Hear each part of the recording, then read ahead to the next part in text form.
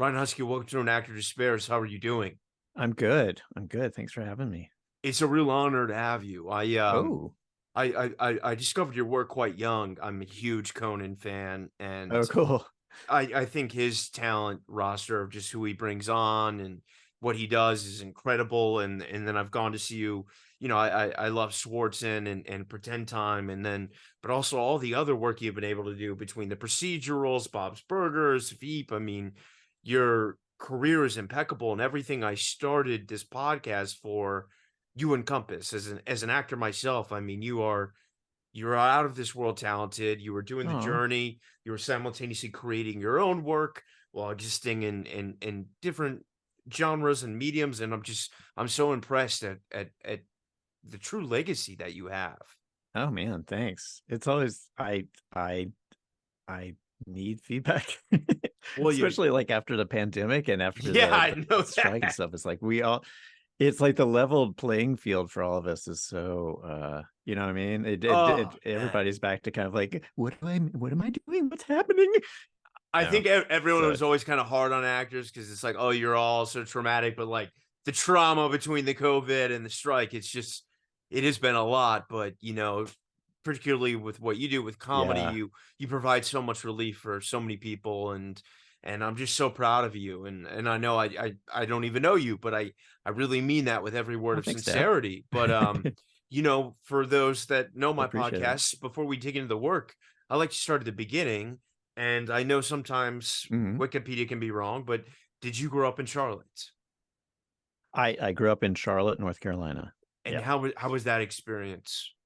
It was good. It was good. It was Charlotte changed when I went to college. It became, for whatever reason, they decided to turn it into the banking epicenter of the uh East Coast. Like they wanted a I don't know, a financial hub between New York and Atlanta for some reason. Yeah.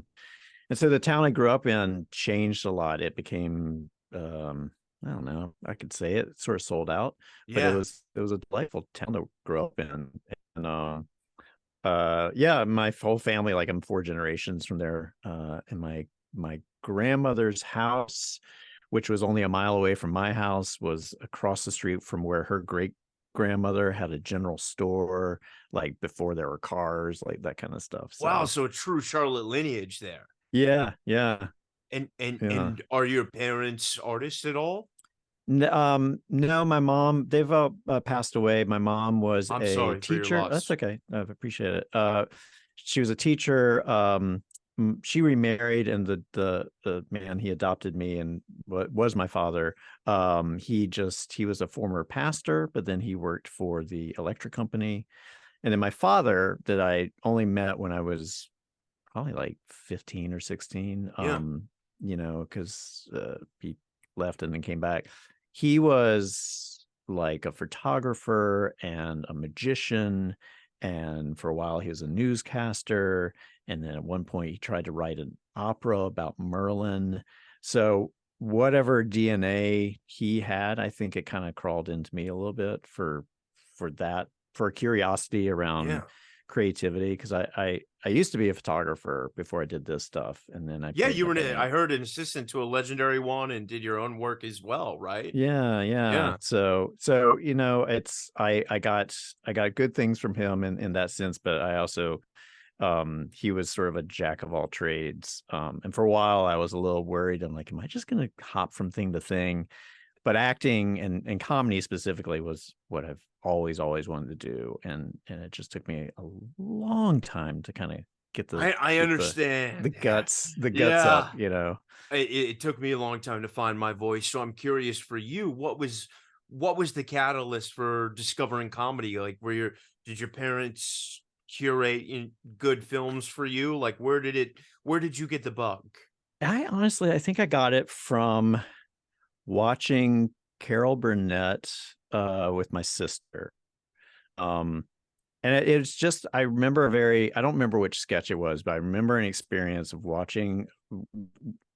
It felt like a very insular thing when she and I would do it. It felt like, this was our kind of like private world thing that we enjoyed together. But I remember seeing adults acting so stupid and getting such a powerful reaction. Yeah. And I just was, it blew my mind. It really was. I was like, I act that dumb with my friends, but they are doing this in front of me, and it's like blowing my mind. So there was something about it that conveyed, um it wasn't silliness, it was like power. And not Yeah. power and sort of like I'm going to control you, but just like a real like, I think if I, if I had had the kind of like disposition where I'd seen like a great dramatic performance and it moved me, I could have easily gone towards drama. But there was something that moved me about adults being silly in a very intelligent way that moved me, you know. Um, and amazing. And this experience, did this happen before you went to university? Yeah, yeah. It's like I in second grade, I feel like whenever I do a podcast, my origin story, I just always sort of tell these beats. No, it's Uh yeah. so it's in second grade I made a speech about it's called Future Comedian, which I've framed and put on my wall, and it talks about how when I grow up I want to be a comedian. I don't want to be a hack comedian like Bob Hope. I want to be an edgy Yeah. I would be an edgy comedian like Don Knotts or Tim Conway, Yeah. um who I saw in like the Apple Dumpling Gang, those Disney movies. um and I think uh and I remember seeing this show that Mel Brooks did called When Things Were Rotten, which was Okay. about Robin Hood. It was sort of set in the Robin Hood world, and it was like a TV and network sitcom that only ran for one season. But I remember seeing that and being like, that there's something different about this show. Like this comedy is different. And Yeah. I couldn't quite, I was too young to peg it, but there was something that was attractive to me about it. So the bug was there for a long time. And then when I was in high school, I I was kind of put off by acting and actors. I can understand. You know what I mean? Yeah. Oh, Because I stepped away for a minute myself, so I yeah, get it. yeah, Yeah, yeah. yeah, Sometimes I yeah. was like, wow, you guys are real serious about yourselves. Um, and Always so on, always on. yeah, always on. But then Yeah, like in third grade, I got to do a play where I got to be the funny character. And so it was just kind of those beats, those little moments where I'm like, yeah, this gives me joy, and but that being said, at the same time, I had a lot of self-doubt, and I would kind of like talk myself out of things, which yeah, is, which has been an ongoing kind of, not refrain, but it's like it's been an ongoing sort of investigation in myself as to why that was. Um, and to this day, I still find myself having a little bit of imposter syndrome, but it's much less. Sorry, my dogs are barking. wow. No, Um, no, not a problem at all. And I'm curious, as you made this beautiful declaration in second grade and you started doing plays, I mean, I imagine your parents took notice. Were they supportive of you perhaps doing more school theater or after school, or, because I know Charlotte now, when people hear that, it's like, oh, it's such a hub. I'm mhm. sure improv troops then just didn't even exist in the way they do now. Yeah, it wasn't. No, there wasn't. I didn't gravitate towards doing plays. Like I did a couple plays in high school, um, but I don't think I presented it to anyone as a thing of like, this is what I wanted to do. Like I played bass. I pursued that much more, with more sort of determination than anything else, Wow. at the time, until about junior year. I started to write, and I would write sort of humorous stories. And for me, as any needy actor or comedian, if I got a positive response, then I was like, oh, keep doing this. If I Yeah. didn't get it, oh, stop doing this. So when I got the positive response, I would be like, great, I think I might want to be a comedy writer. So I started writing a bunch of stuff and reading Woody Allen, which is an unfortunate thing that he's a talented man in a horrible man's Yeah. psyche. But that was, and I discovered like Monty Python. So it was, for me, I think it was kind of a private thing that I did with my friends, less so a public thing that I sort of presented to my family. Okay. Yeah. And then when it came time for university, were you feeling that responsible hat of like, I need to get a reasonable degree? Or at that time, No, because I know University North Carolina School of the Arts is now so, amazing, but did that really exist at that time? well, I went to UNC at Greensboro, Okay. and when I'm going through that process with my daughter now. She's a junior, and Oh, it's that amazing. thing. I was like, "What do you want to do?" She's like, "I don't know. I don't know who I want to be or what I want to do." She's interested. I say, kind of unfortunately, given where our industry is right now, but she's interested in writing, possibly directing, maybe cinematography. She's attracted to cinema.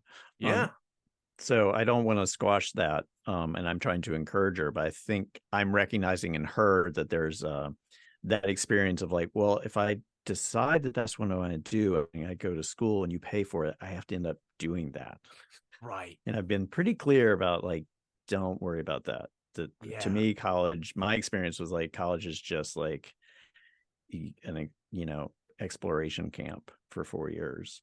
Um, absolutely. but I did have that experience. I did have that feeling, like you were saying, where I was like, I felt like I had to decide what I was going to be. And I wasn't close to any kind of industry exposure. And the communication department at my school was not great. So I was like, I guess I'm going to be an English teacher, but I didn't want to Okay. be. But I didn't So want to that was the be. force declared major? That was it was I was an English major, and then I got a photography minor. Okay. Um, so and then I was playing in a band at the same time. So I've always had a thing where my disposition is I'm going to worry about my survival and be fearful that I'm not going to survive, but I'm always going to choose careers that have zero stability. I identify with that on a clinical You level. know what I mean? I'm Oh, like, yeah, yeah. my sort of analogy is like I consistently choose to jump off a building and win the lottery as I fall and land safely on my feet. That's my expectation of like each career I've chosen. It's like, sure, let's do this. Oh my God, oh my God, oh my God. Yeah. You know? But then you're forced to reckon with it, and you have to in some ways, Yeah. and for most of us that don't grow up in the business, there really is no other way, Yeah. and Yeah. I'm curious then, not to jump right over a university experience, but Mm. given at that time that it was such a binary of LA or New York, was that always on your mind that I got to get to one of these cities where the business is? At that point I still was far away from the business. Like Oh, wow. Okay. yeah, literally like I had kind of like a soul squashing experience. Just given where I was a freshman, very hopeful but very insecure about, I don't know. I had my curiosity, but I didn't have someone on my side being like, yes, go do this. It was just Yeah. all me. So I went to the theater department and I talked to the head there and I was like, I'm not in the theater department, but I'm interested in starting an improv group on campus. Could you give me any advice? And he said, unless you dedicate your life to the tools of theater, you have no business playing with them. And I was just like, oh. So Wow. I just jammed my tail between my legs and went away and started a band and then did stuff at the radio station and kind of did comedy adjacent stuff through that. But it really turned me off Yeah. from theater and actors and acting teachers. I was It's like, no so way. abrasive and disgusting. I'm so It's sorry that such a, happened. I Yeah. was like, thank you. I mean, but it's such a reveal of like, wow, this guy was really unhappy. Like this guy Yeah, was just really unhappy miserable. with, yeah, totally. It Yeah, was like, yeah. so, I mean, I felt like I was encountering some kind of like 1970s, like British character or something. It's just like, I'm going to squash this young man's will if he will Oh, not be part of my God. institution. What So, you bring up radio, which I kind of want to touch on because you do so much incredible voiceover work. What was that? How did you get into radio? How did that become?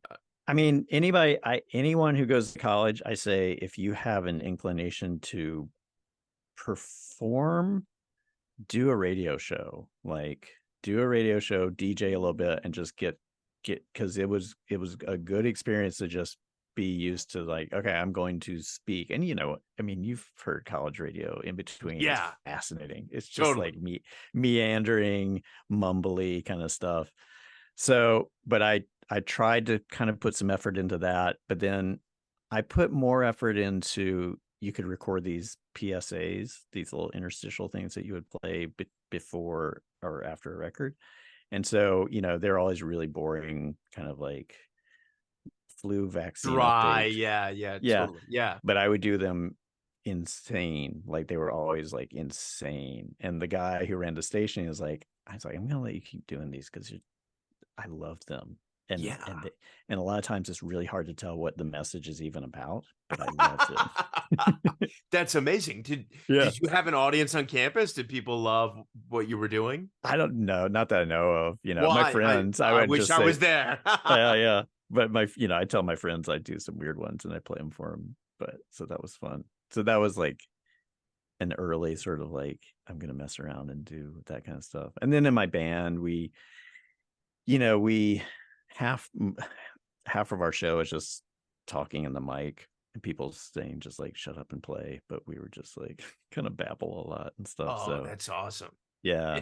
And then were you guys trying to like pursue that band as like a get the record deal, do the tour? We did, like there was a there were a couple like trust fund kids who started a label out of Chapel Hill, and Wow. so they signed us and this band called Southern Culture and the Skids, which is like a North Carolina kind of stalwart juggernaut band. And then there used to be this band called Camper Van Beethoven, which David Lowery of Cracker was a member of, and then that band broke up and they had a new version called Monks of Doom, so they were on the label, and that was exciting for me because I was a fan of theirs. Wow. But yeah, but point being, it's just like it's a very small kind of like a local indie label, and we put out an album and a few 7 inches. But we were sloppy and we were kind of weird. And we were very conscious of not trying to be rock and roll, Got it. so Yeah. kind of, it was not a model for success, but it was very creatively exciting and fun, And and actually we got to go back. I went back this summer and played a reunion show with them, and it was oh, that must have so been so fun. cathartic and It was fun. so Yeah. fun. I was so self-conscious. I was so like, oh my God, 55-year-old man coming back. But like we had an audience and and we could still do it. So I was like, okay, this is cool. It's rock and roll for it forever, it's immortal. Yeah. And I love that part of my brain. And that part of my brain is so similar to comedy. Like the similarity between music and comedy is it's always surprising to me. It's just, I mean, and acting, I think rhythm, timing, and yeah, yeah. structure, sort of like, the kind of like there's a third act to the song, you're kind of bringing out there's a third act to the movie or the show or whatever. So And um that's so wonderful. And I'm curious then, did it reach to a point where you were also having to teach English at a school, or were you no, making your living doing photography on the side I with a band? yeah, so when I got out of college, I was doing photography for a local weekly paper. And then I was also having to do landscaping and then playing in the band and stuff. So True, all very true artist survival, men and many total skills. Yeah. 20s kind of like mishmash. And then it wasn't until my girlfriend and I split up, and she moved to go to grad school, and I was like, I think I'm gonna go for being a photographer. So I went to New York City to go to the International Center of Photography, did that for a year, then I was assisting. And where I started, like where I was like, okay, I guess now I'm gonna start doing acting, is like I became through friends with Rob Corddry through a mutual friend who was working with him. Legend. And he was, yeah, and so he Yeah. was like, I need a roommate. We had hit it off after he initially hated me because he thought I was pompous, but every time I'd see him, I was doing this artsy character that he just didn't know it was me. Yeah. So he's like, I fucking hate Husky, he's such an asshole. And then one day, then we were at dinner and I was like talking, and he's like, you're not an asshole. I was like, oh, thank you. And he's like, no, I thought every time I've met you, you've been like, you've had a camera around your neck. You've talked about gallery hopping. I was like, oh, I was just doing a bit. And he's like, oh Oh my man, it was God. such a stick, and he didn't pick it up. That's Yeah. so funny. So And then, so we became roommates, and I did photography for a year. And then suddenly I was around actors. A lot of his friends that he went to UMass with in the theater department. And I was like, oh, they're not awful. They're cool and they're funny. yeah, And then and this was where it was. He joined a sketch group, and he was sort of like, it's okay. I just want to do it to do it. He's like, you're actually funnier than the sketch group. You should be doing this. We should do stuff together.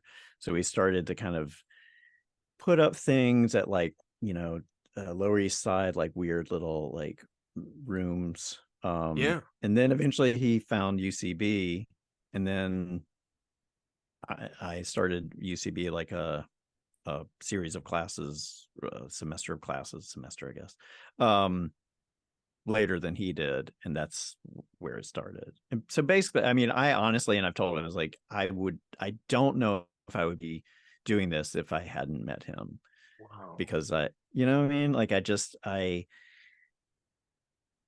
in my 20s, I kept sort of like questioning what I wanted to do, and then not really acknowledging what I truly wanted to do. I kept saying Yeah. like, well, I'm good at photography. I guess I'll do that.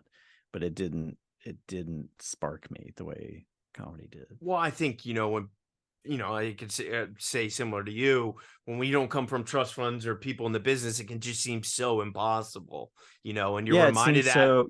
every step of the way by teachers like that are like, "What are you doing?" You're just like, It is it's weird because yeah, it just feels like this building is like, how do I get in that building? There doesn't seem to be any yeah. door. I see windows. I can't climb this wall. What the fuck? So it can be very. Then the weird thing is, like, it can be very off-putting, but then you kind of discover, like, how many people is just like, you just kind of bullshit your way into it. Yeah, You just fake it. Like, so many people are faking it. um 100%. 100%. Yeah. um you And, know and at UCB, do you feel like you found more cordially type people, your tribe, so to oh speak? yeah, Yeah. completely. And going back to the music thing, when I was doing improv, I realized, like, this is so similar to the music scene. This reminds me of Mhm. the music scene in the sense of, it's supportive and it's competitive. It's a community. You jump into each other's projects, you find people you vibe with, you express that voice. Um, and at the time that we were doing UCB, nobody knew we were just doing it for ourselves, Yeah. like, it was such a weird mishmash of people who were like, I've never done comedy before, I'm doing it. And then people who wanted to be an actor kind of coming together and just and doing insane things that would get us all canceled now. Um, The better days in some ways, the freedom of not yeah, that, but I can only imagine how fun those sketches were. It yeah, and it was a thing where there wasn't a legend to it. There wasn't anything associated with that at that time. It was just like, oh man, we saw this group come from Chicago. They do insane stuff that sort of reminds us of like Mr. Show yeah. and Monty Python and stuff. I want to do that too. And we didn't care. I mean, of course we were an audience, but we weren't leading with like, I hope this gets me an agent. I hope this gets me work. It was just like, for me at least, it was like, Yeah. I hope I can do this. I hope I'm good at this. And you absolutely are. Was it UCB that locked you down representation?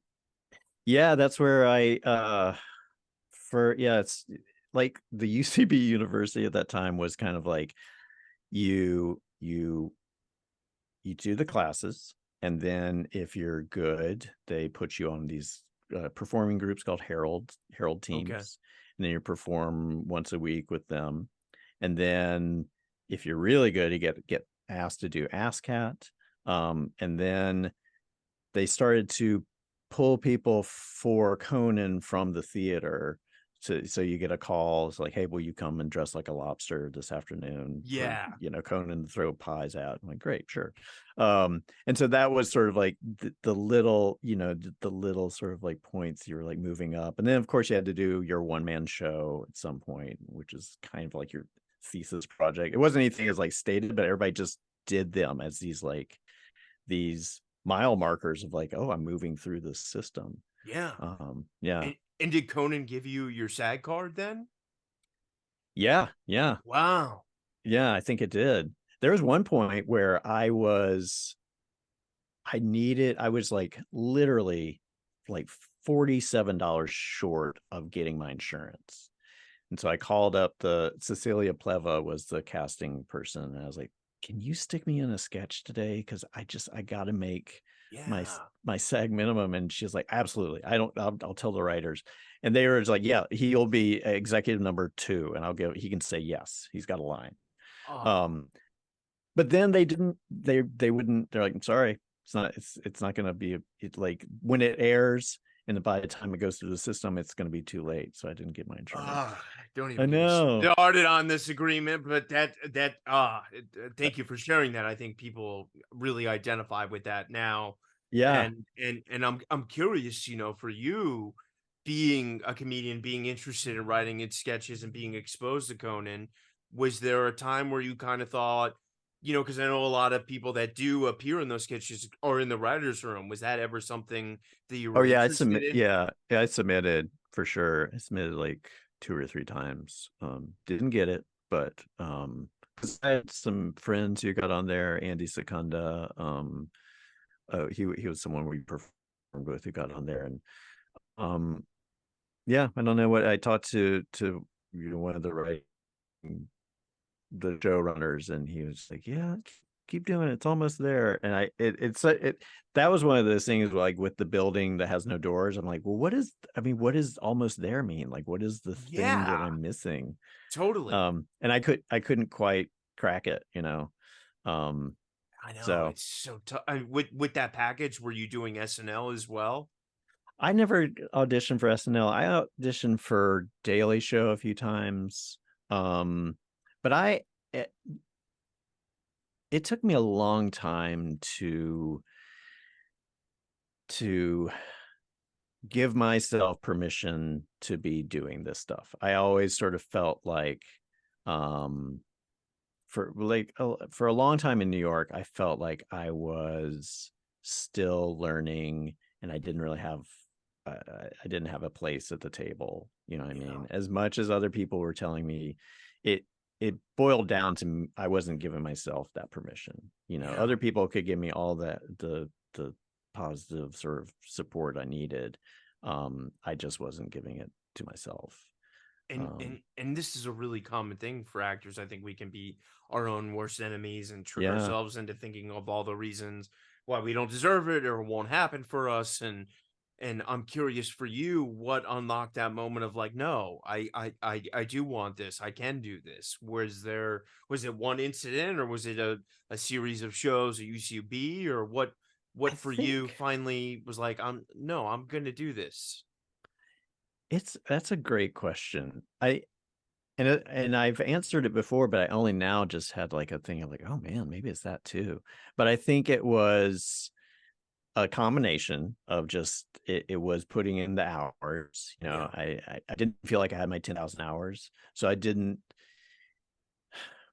Even though it was something I had automatically been doing with my friend, with myself, in terms of just like doing bits and kind of thinking comedically or being drawn to that. I still had a belief system that there was schooling that I needed to have experienced, that I needed the go ahead from people in power for it to be true. You know Yeah. what I mean? Um, so when I got some commercials, that gave me some confidence. Doing Conan did too. Yeah. But then my mom passed away when I was in New York doing and just really starting. Like at that point, my parents had not seen me do any comedy except for Wow. like a talent show at school. Um, and so when she passed away, I did make a vow to myself and to her that I was like, well, if I put this much energy in this, and I've spent this much sort of like, I'll say spiritual time to thinking about it, then I'm going to go for this. I'm going to do this, and I'm going to make myself proud first, and then Yeah. hopefully make her proud. So, it was, yeah, And it's you so have. funny that I mean, oh, shout thanks, out to your man. mother. I mean, I know Oh, whatever you may believe. I mean, I'm sure she's so proud, yeah, and that's sweet. I'll get choked up. and Yeah, and it's crazy. I mean, it's so funny that you asked that, and I remember going home, packing up the house and all that kind of stuff, and came back, and like the day after we did our sketch show, and we did it, and it was like such a surreal experience because there's so much. I was in such pain, but there's so much onus on it, for me. Um, but then afterwards, coming off stage, and we all hugged each other and stuff, and it did sort of feel like, I think that was a moment where I was like, okay, I guess it's starting now. It looks like wow. I've just crossed over that threshold in a way, if we want to make it really dramatic. Yeah, no, that's Yeah. great. And this, for all the actors listening, really helps. And at that point, then did you really start, dialing on the agent? Like, I want to be going in for film and TV. I need to make money outside of comedy as well. Did Yeah, that? Yeah. it was still that at that point in the theater, it was like people were like, oh, agents are starting to come around. And so unfortunately, when that started, there was a kind of new level of insecurity, where you're sort of like, all right, great, I'm doing this. I'm getting an audience response. I'm getting because to me, like, I just wanted the respect of my peers and the people that I looked up to. But then that weird thing of like agents and managers, like these gatekeepers, The that came in. pernicious And so then cycle. Oh, yeah. yeah, it's such Yeah. another weird level of like, oh, you see me. And we always forget, I you're gonna work for me, but not until you choose me. Right. And despite knowing that I'm talented and believing in me, but saying circle back when I'm in something, yet you Yeah, have the literal agency to make that happen for yeah, me. yeah. So, ugh. And I to this day, I struggle with my sort of business acumen around it. Like, I'm just not. If I look at the totality of my all my careers and my life and stuff, everything I've done, I've kind of like stumbled into out of a curiosity, and it's rarely been like, I see this, I'm going to make that happen. It's just like things have come out of what I've been interested in, or what I don't know, what I pursue for myself. Right. Um, and I say that to kind of like reiterate it to myself, because a lot of times when you hear from agents and managers and you're going on auditions and stuff, a lot of times you're not auditioning for stuff that you want. You just No. need And money. it can also be really bad. And then you got to Yeah, try to make it decent, even, totally, totally. Yeah. And then there's like some weird dissonance that happens where we're like, it's like, well, I'm doing it, I'm living the dream, but it doesn't feel like it. Yeah. And I think that's something that I have to remind myself. I always have to kind of return to, you got to do other stuff, you got to do things that just like give you a little bit of joy to balance out the other sort of stuff. Because I have friends who are really, they love the business part of it, they Yeah. love the kind of hustly thing, and I do not. And I don't know how, because it is, yeah, you just want to do the thing. And I'm yeah, curious for you, because obviously now we live in this insane streaming, so saturated mm, industry. And you came up on a time when Comedy Central still had more than one TV program, and yeah, had it the, wasn't a misnomer, it was actually like yeah, Comedy Central. it really committed to the idea of developing shows and taking risks, which Hmm. seemingly just doesn't exist anywhere in this business anymore. And what do you think then for you? Because it has, it's impossible for me to isolate one thing, because you've done so many wonderful things that really started to unlock things for you with people's perception to you in the business. Was there a role that you could equate it to, or is it a series of performances that started, you think, opening more rooms to you that perhaps were not opening before?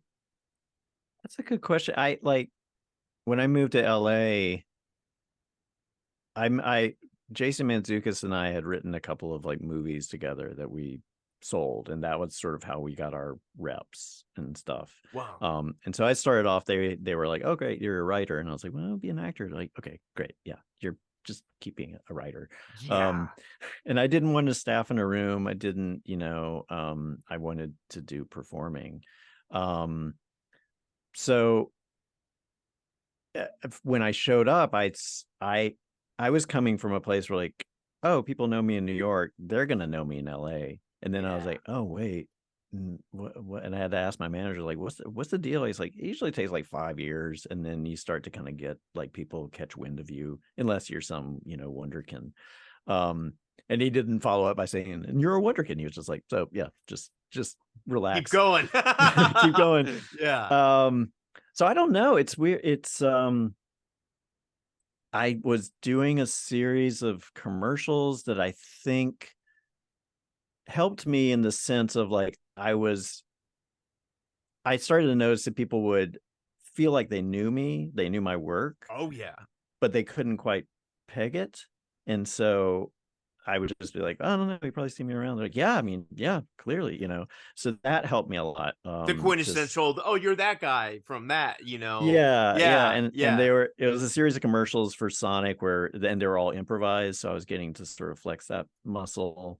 Um, but then I don't know. It's like I do think doing Children's Hospital, Cordry had a show on Adult Swim Yeah.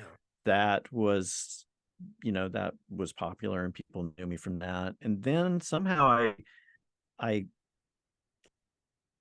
Seth Rogen and Evan Goldberg, like I had done a tiny part in Superbad, and then later on I did something in This Is the End, and then those guys were just really great to me. Yeah, they And brought you back for Neighbors 1 and 2, right? yeah, so they Yeah. kept kind of like plugging me in. Their joke is, and I was like, let's end this joke. But like, yeah, we always kill you and everything. It's like, except for Oh, Neighbors, like we're always man. murdering Yeah. you. I was like, yeah, I'd love to do more than one Yeah, episode. please keep me in a bit. Yeah. But dude, I'm just like endlessly grateful to them. So it's I don't it Well, to they should answer be your grateful to you. question. You're so funny and so talented, I mean, Thanks, you man. you you really deserve it. And did that, because I bring up Seth and Evan in the sense because they're so created your own work, and I know you've done Mhm. you mentioned you already, had a movie and then you did your thing for Adult Swim. Yeah, Did those guys you feel like really inspire you to do that, or was that something that was already existing on your own?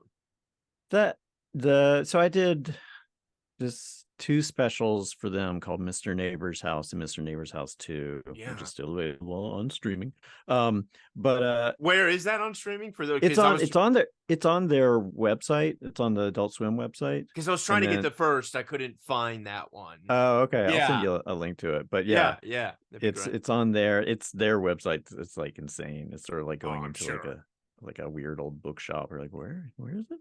Yeah. But uh I one of the messages we've been given at UCB was make your own stuff, like Mhm. because um it's much better than waiting around. And it feels better, and it's your voice, and sometimes it might be your only chance to sort of like put your voice out in whatever form you want, so do Yeah. it. And so I that came thankfully again through Cordry, because he had sort of like an open deal with them for some other stuff, and he was like, hey, that deal's ending if you have any ideas.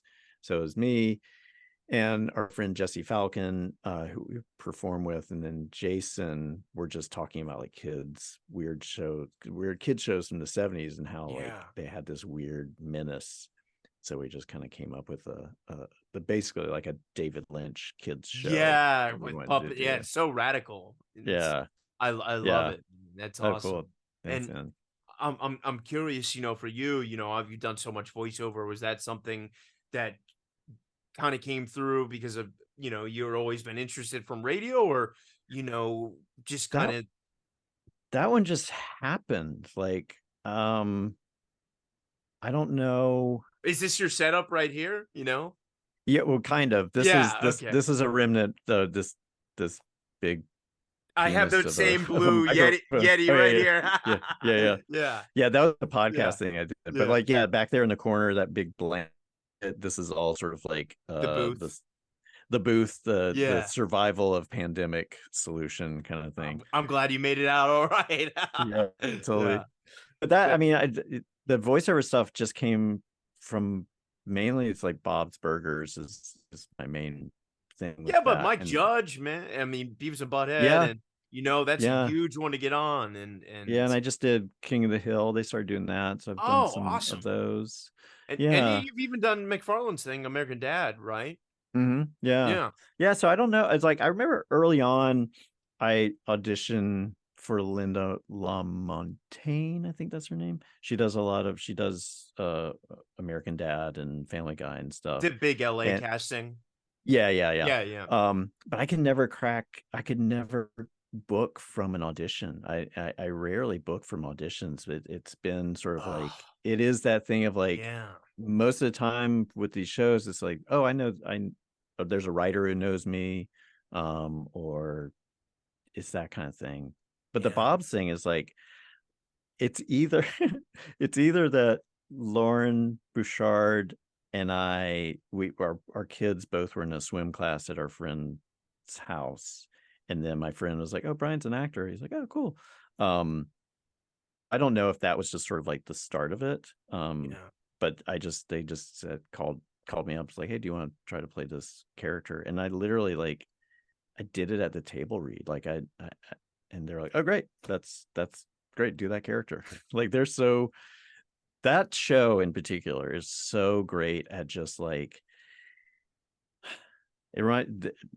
That show and then Veep are both very empowering to performers. Like they're Yeah. really just like and that for me, I think has been another thing. I was like, oh, great. Experiences like that sort of erase the college, Oh, the I'm college sure. jerk I had, where And there's like, there's something. I remember Armando Iannucci, the Veep guy, we were doing because I tested for one of the main roles. He was like, if we don't find a main role cast for you, we will find a place in our world for you because there's something about you that we find interesting that we would like to sort of have you come in and help us. And yeah. just that communication of like, you're helping us is, I think, so important to any collaborative. Like, I don't care what Yeah. position you have on a show. It's just like, let people know that they're participating and helping and creating something, as opposed to like, all right, you work for me, you do what I Yeah. say, The you way know. it should be. And I'm glad you brought that up. I mean, you did 16 episodes of that. I mean, was that just such a beautiful time, Oh yeah, yeah, Ah, I can amazing, only imagine. And I'm you so know. glad you had that. And Yeah. I'm sure that even more open doors for you. And because like you've done Marvel stuff, you've done Ant-Man, and Mm-hmm. it must be awesome to get on. It's so hard, I feel like, on these days to get a good show and to get a chance to be great in it, as we talked about, with things not being written, and then especially now as like content is becoming more broad. So to be Yeah, in one of the most amazing shows of all time, I mean, dude, what an it's honor. You're immortal, Brian. yeah. I mean, you Oh, really are. so I can, Yeah. all right, I can die easily. This is great. Yeah. Die with in peace. No, but it is like you're so incredibly kind and sweet to say that, and I really appreciate it because it's like I don't, I'm not good at giving myself that. You know what I mean? Well, you are Um, a badass titan, and the second your name even came up for this, I was like him. oh, cool. Brian is awesome. I've looked up to you for so long, and I want you to know that there's so many of us out there that worship what you do. Oh, So that's please cool. know that you are valued. Thanks. You And really you, I would encourage any like I'd encourage changing the language from worship to being inspired, or I don't, not even that, yeah, just yeah, being true, intrigued. You know what I true, mean? yeah, Like, yeah. because I don't. I do think if somebody is talented, like it, the difference, there's so much that happens in like a weird moment of fortune where you're like, great, I'm on this show now. Okay, Right. well, now I was on this river and now I'm down this little tributary and it's going into this world, you know. Yeah. It's such a subtle thing that can happen. um So Well, that just got to keep trying. no, I appreciate you saying that and putting it in that perspective. Yeah. I'm curious, now, before we jump into Hell Instead, the business has changed so much since the pandemic has happened. I And have not noticed. yeah, and every time I feel like really since 2017 is like anytime we get in this, the rules change again. Now you can't do this. Okay, now Yeah. it's this. And for you in this chaotic time, is kind of a two-factor question. What has kept you inspired, and what is it that you've kind of now, as we're still kind of, we don't even have the agreement yet, dealing with the reckoning, you want to spend your time and your talents focusing on, if I could just give you that wish to be able to do what you want. Yeah. Well, the getting through it it was hard, man. It was really Yeah, hard. Like it kind of felt like, you know, you the had end. some kind of like pandemic felt like some kind of like disease, and then you beat it, and then it returns, you go into remission or something. It just sort of Right. like when we got to the strike, like seriously, we're just I was waiting for like a punk type, like, hey, it's all a joke, yeah, yeah, yeah. AI's, it's just we're playing with you here. I'm You not a know. fan of the 2020s. Just Yeah, like me this either. need to heighten out of outdo the year before. It's just like, all right, calm down. Yeah. But so to kind of deal with that, like literally coming out of pandemic and kind of returning to like just being around people and stuff, I forced myself to take a drop-in acting class, because Wow. my only acting training has been through UCB. Yeah. I did one 8-week course at the Atlantic Theater Company, but Okay. I have remained terrified of them for a long time. Um, but doing this class has been great because it's dispelled a lot of fear I had. It's kind of put me in, it's made me do scenes that I just would not choose to do. I would not gravitate towards. Did you finally explore drama? Sorry to interrupt, Yeah, but yeah, yeah, yeah. yeah, yeah. So, and I've done a few dramatic roles, but that has felt that brought up sort of that same thing of like a little imposter syndrome thing, which I know a lot of comedians Yeah. say that, but it is also true. Like comedians uh, can do drama. They just I sometimes think they're better, because they have so much yeah, depth, yeah, and yeah. But and it's so weird. It's so strange because I did an episode of Lucky Hank.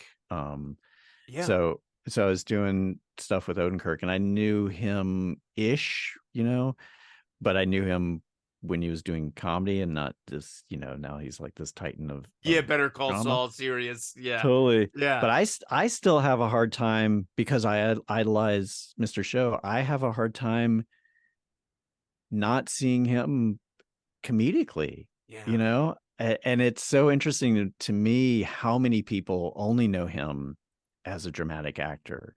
Yeah. And it does do a lot for your kind of digestion of a performance if you're not kind of, if you don't have a bias or a pre-existing prejudice Right. to what is like normal about them or whatever.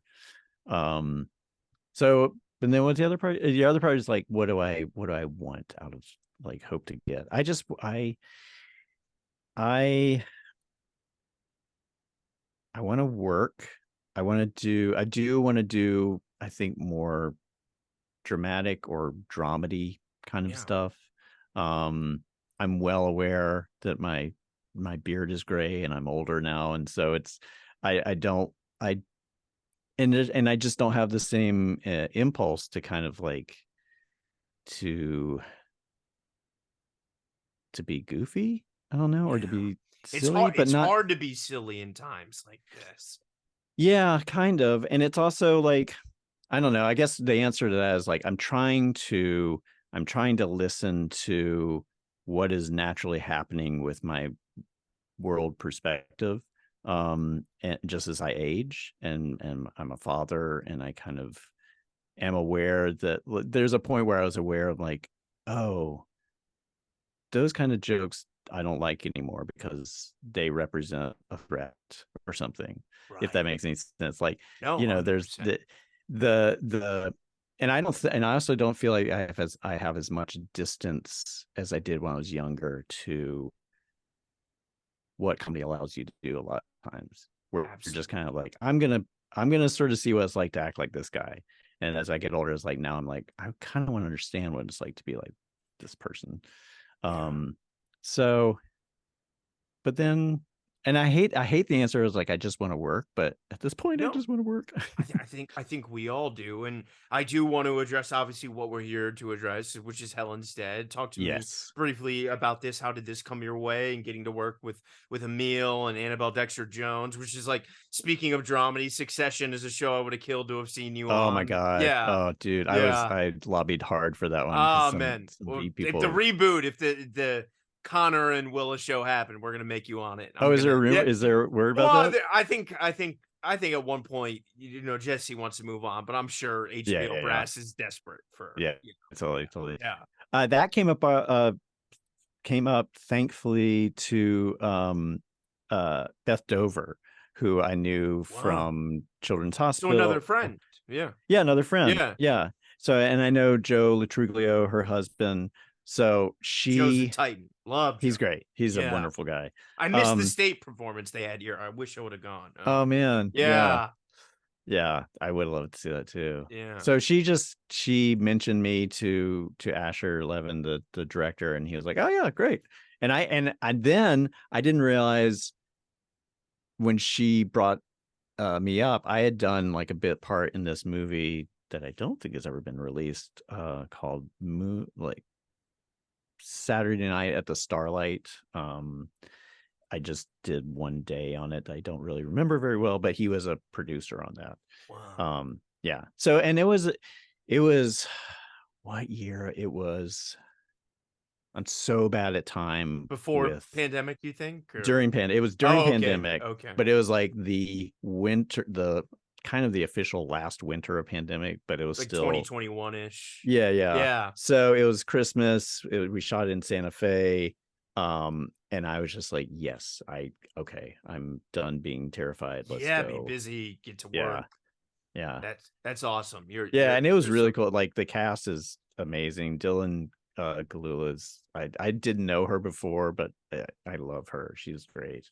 And yeah. Emil is fascinating. I was like, because I was a huge Into the Wild fan, and then to kind Same. of You know, meet how him, I can you was just not like, be? I know. And then to Yeah. see him doing this like insane character, I Yeah, was like, oh, something that's so cool. different that he's done. It's awesome. Totally, totally. Yeah. And then Oliver Cooper and I actually had worked together on this weird series called The Coop, and I say it's weird because it was a kind of like interactive choose your own adventure Oh, version of a series.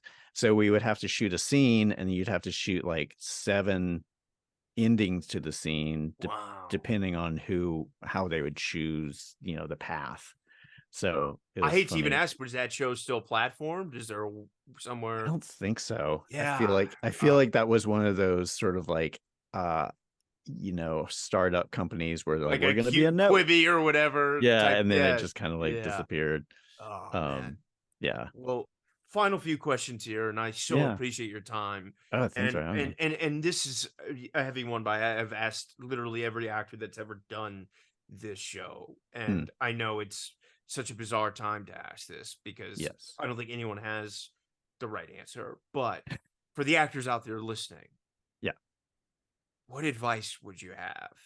Because it's a weird time. We had Yeah. COVID, we got out of that, things seem normal, and now we have AI. But you know, you talked about yourself about not committing early, and we've touched upon the rules changing, and I know that's a really broad question, and you can be as broad or as specific in your answer as you want. Mm. But I'm curious, for those that are like us and don't have connections and have to grind it out and figure it out. Any words of wisdom you might have? Yeah, it's so funny because I have friends who, they're like, my cousin's moving to LA. Can you I meet can up with him only and tell imagine. give him some advice? Yeah. And I'm always like, I don't know. But I the only advice I would give is first and foremost, have other things, have Yeah. other things in your life, so you don't tie your survival to your dreams. You know what I mean?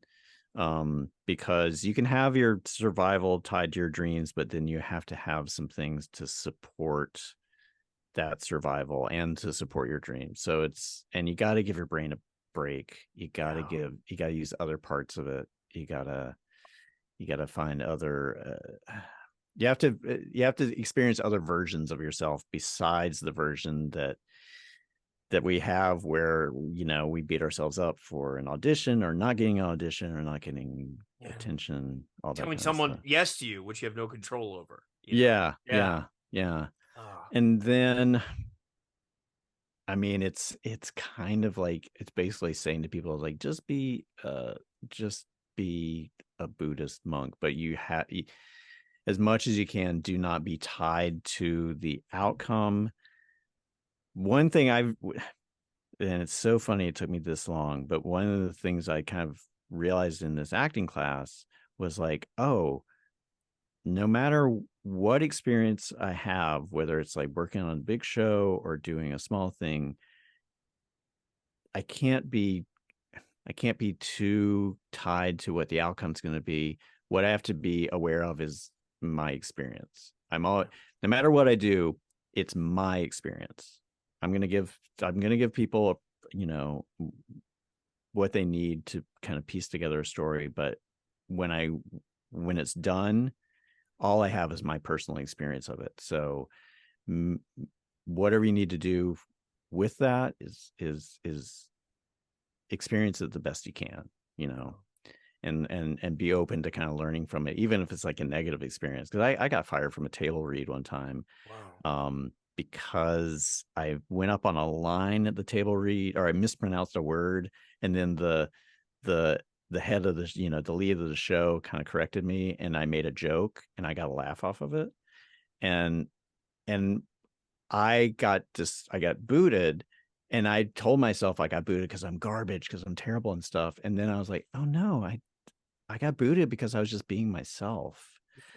But I mentioned that because as toxic as that experience was, like, now it's just like, oh, I have that experience. Like, uh I have that life experience that I don't think I want to replay, but I don't want to erase, Yeah. So, and I think there's a lot for me, there's been a lot of wasted time around worry, because I felt like if I worry, then I'm being active, you Right. know. And I think in some of my worrying, I was not experiencing things as fully as I should. Wow. So, Appreciate that. yeah, Well, that's the best I got. Put that on well, a t-shirt. yeah, I will. And this It'll go that to the might front, it'll go to the back, the sleeves. Yeah, that might be the clip for this that I put online. But Brian Huskey, man, I am so grateful for your time and you coming Oh, on and thanks, man. sharing, and I sincerely say this. I really hope one day we get a chance to work together. It would Oh, be I would love that too, man. Yeah, I really yeah. would. I And really and appreciate your time too. And let me wait. Can I ask you a question? yeah, of course. So why do you call it an actor despairs? Well, I studied at Strasbourg. I went to NYU, and Uh-huh. so that the book is An Actor Prepares. But I feel like in this world, Yeah. there's no emotion an actor knows better than despair. Yeah. So it's just me kind of trying to be clever and make a pun off an actor prepares when actors Gotcha. despair constantly. Yeah, I yeah. I did you like the name? It's okay if you didn't. I I did. know. Yeah, I did. Yeah, And yeah. at first I was saying it as an actor's like Oh, possessive believe me, I get despair. emails all that. No, yeah. Yeah, But like either way, I was like, yeah, I get that. I can't wait. yeah, that's And the goal. I was actually, I was like, oh, good, we're actually going to talk, as opposed to Yeah. just sort of like, just Oh, kind of the like, broad. Yeah. Oh, yeah, that was great. Yeah, yeah. I hope you feel like you got to talk because Oh, so if good. anytime you want to come back, I would love to have you. Cool, And man. All right. but Thanks, Ryan. I really appreciate it. good luck with your daughter in school, and I'm sending you so much love, and hopefully we'll be on a set together soon one day. Yeah, definitely. All right. Take care, All man. right, rock and All roll. right. All right. Bye.